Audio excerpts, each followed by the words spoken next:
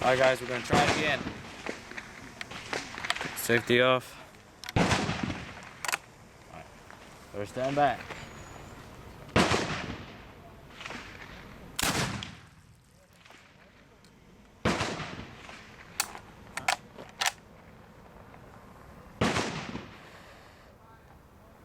Awesome. Let's see if it'll do it again.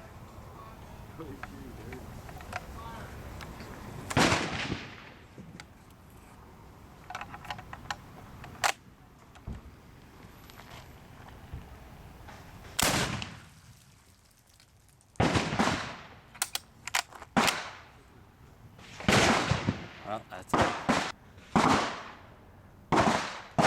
That certainly does a number on that bolt head. Alright guys, success. I'm sure a lot of you are probably wondering how I was able to do that. So I have my rifle and the bolt disassembled here, and I'll just kind of go through how I was able to get it done. First reason it didn't go off, I found out, was my needle was too short. Because of how far it protruded from the bolt, I never bothered measuring it, but after it didn't fire, I measured it, and as you can see here, see it's broken there, it's 4 millimeters too short. So that was the first problem. The next problem was my cartridges were actually too short. The overall length, from what I read, needed to be 68 or 69 millimeters, and for my bolt, possibly because my needle is 4 millimeters short, for me, I ended up needing 70 millimeter cartridges, and I needed them to be a lot stiffer.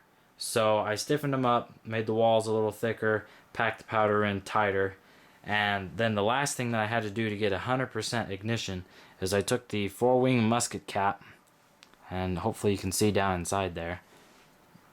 Inside that 4-wing musket cap is a toy cap gun cap, and I use that to take up space and get the primer closer to the needle.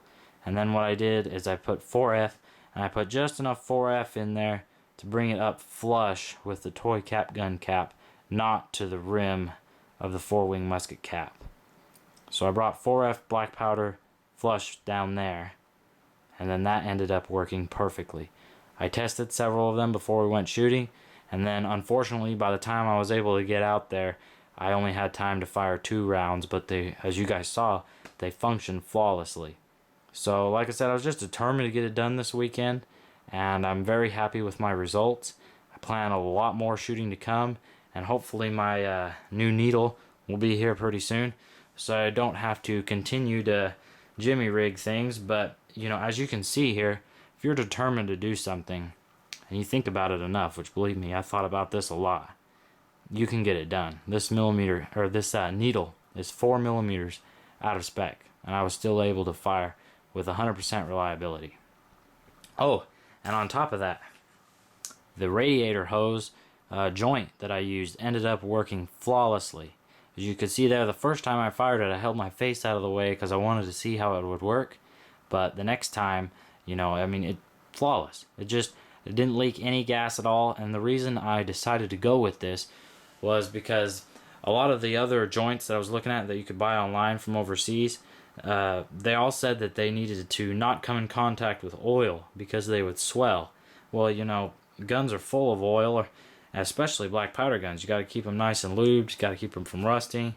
And I didn't want to have to take this off every time. So I thought, you know, what can I use? And this is what I came up with. And the reason I decided this is, again, this is radiator hose, and it's in contact with oil from your car all day long. So that worked flawlessly. And that's about it. Again, there's a lot more shooting videos to come. I was only able to get 2 rounds this weekend. Plan to do a lot more with this thing. It's an amazing rifle. It truly is. It's quickly becoming one of my favorites. So I'll catch you guys later.